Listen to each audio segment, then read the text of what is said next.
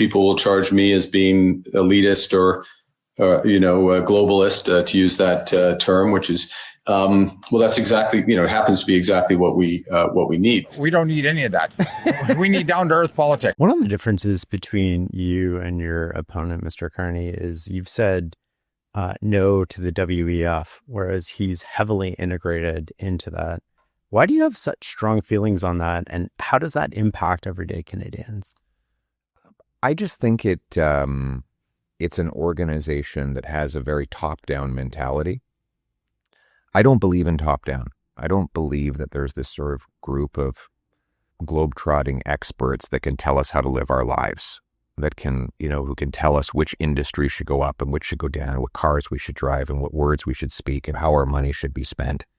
I really believe in distributed decision-making, personal freedom, letting people live their own lives and chart their own course.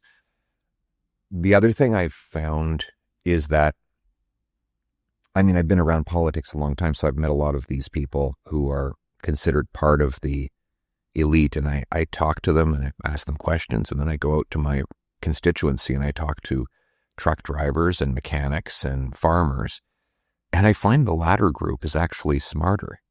Now, they don't use all the same fancy language, but if you ask them just sort of nuts and bolts type questions, they're smarter. Like, Mr. Carney, for example, told us in 2021, don't worry about inflation. There won't be any inflation.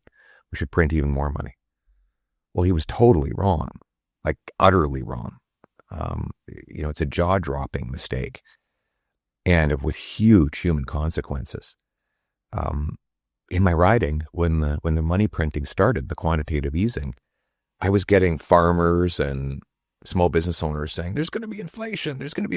Yeah. So how is it these people who don't attend lectures and don't go to international summits knew more about the real functioning of the economy than all of these so-called experts?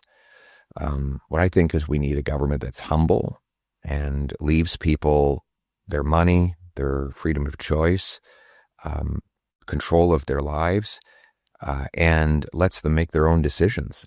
And that's my philosophical difference with that group. And it's I believe in the common people.